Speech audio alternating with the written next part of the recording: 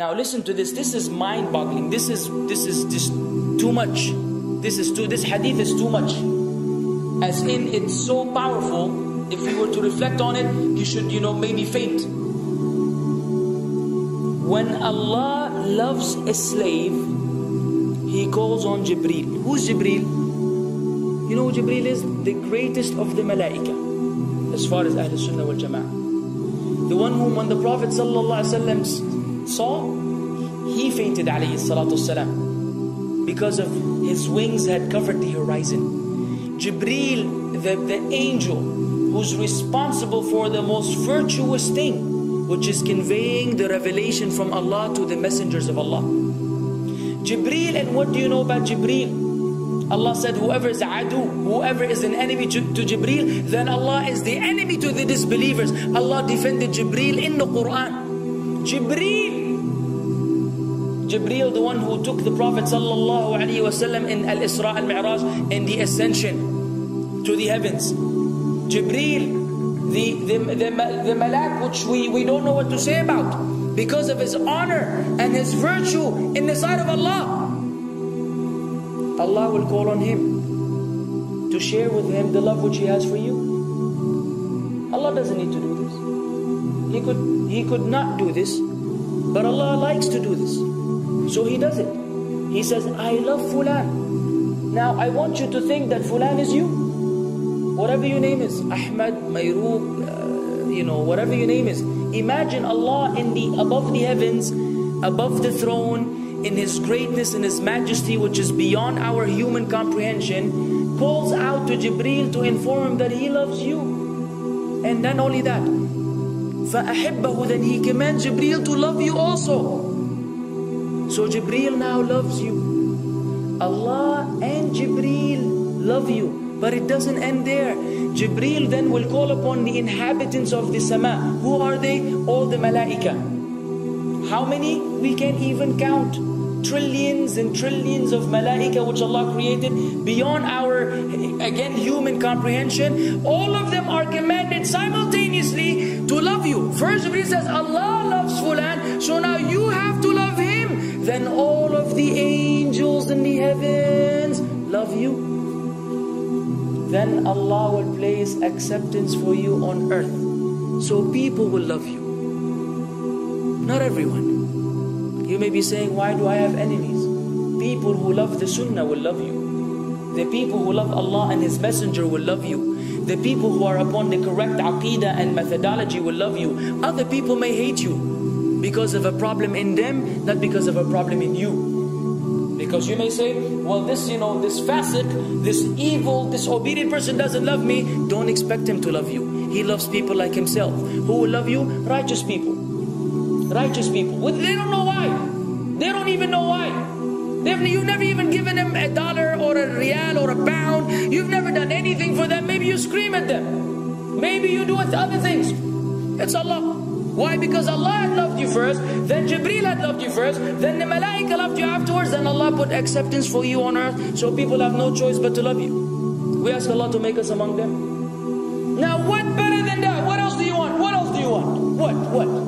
If you're a person whom Allah loves, in every movement you go, you do, you pray, you sleep, whatever you do, you are among those whom Allah loves and Jibreel loves and the angel loves. What else do you want, ya akhi? You're guaranteed success in this life and in the life to come. Guaranteed. No way Allah will punish you. No way. No way Allah will punish someone whom He loves. But the hadith doesn't stop.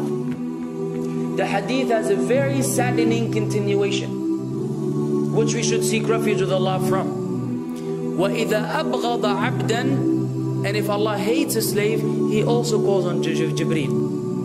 And He informs Jibreel that He hates this person. So He will command Jibreel to hate this person. Then Jibreel will tell the angels to hate this person. Then Allah will put hatred for him on earth.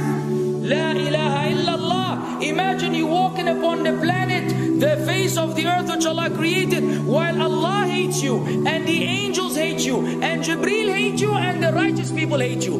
What a sad state for a human being. And ikhwan, we could be one of those as well. If you are prideful, arrogant, you are qualified for this hatred, because Allah does not love kulla mutakabbirin jabbar. Allah does not love the arrogant, the prideful. If you go against the sunnah, then Allah does not love those who go against the sunnah. If you don't observe taqwa, and you don't observe ihsan, and you don't observe tawbah and tatahur, then again we are disqualified. If you, many things which we can mention, many things which will bring about Allah's hatred and deprive us of Allah's love. It's a very sensitive situation, meaning right now, you have to be one of these two. Either Allah loves you or He doesn't. But there's always good news, even for those people whom we can be amongst.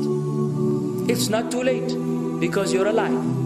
It's not too late because it's Ramadan. It's not too late because you're breathing. Even if you led a life of someone who had attained Allah's hatred, if you were to return to Allah, then Allah will love you and be happier.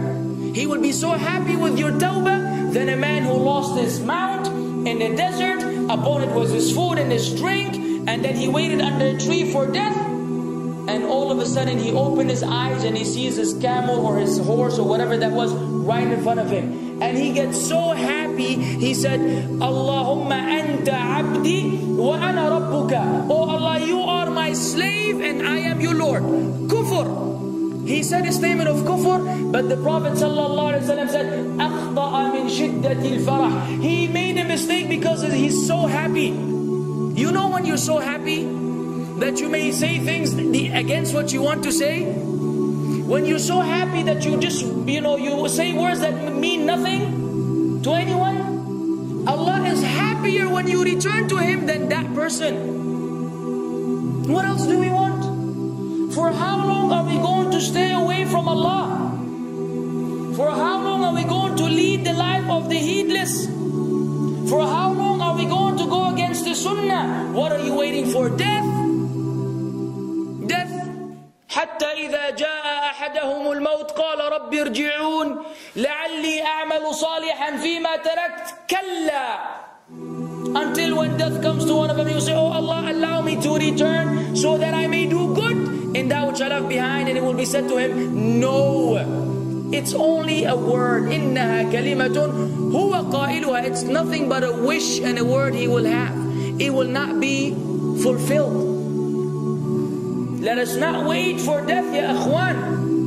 If each one of us here, by Allah, if each one of us here acted upon the sunnah, lived according to the sunnah, and invited people to the sunnah, and enjoyed what is good, and forbade what is evil, wallah, we will make a major change in the city in which we live. And if Muslims hearing this all over the world had that same attitude, then we will change the condition of the whole ummah. So no enemy can come and play games with us. We will squash them, all of them. Because Allah will defend. إِن تَنْصُرُ اللَّهِ يَنْصُرْكُمْ وَيُثَبِّتْ أَقْدَامَكُمْ. If you aid Allah's deen, Allah will aid you and will keep your feet firm. But we don't even live according to the sunnah, let alone be given victory over the enemies. So we're being humiliated in everywhere we go in the world. So let us make that change. Now that Ramadan is here, now that you've been given this sudden inclination towards good, if we don't succeed, if we don't take advantage of this month, wallahi, we are losers. If Ramadan ends and you are the same way you were before Ramadan began, then one of us is a loser. If we don't return to Allah after Ramadan, then we are losers as well. So tonight, bi'idhnillah, always on our mind, attaining Allah's love, acquiring Allah's love, fetching for the sunnah, and acting upon it whenever we're able to do so.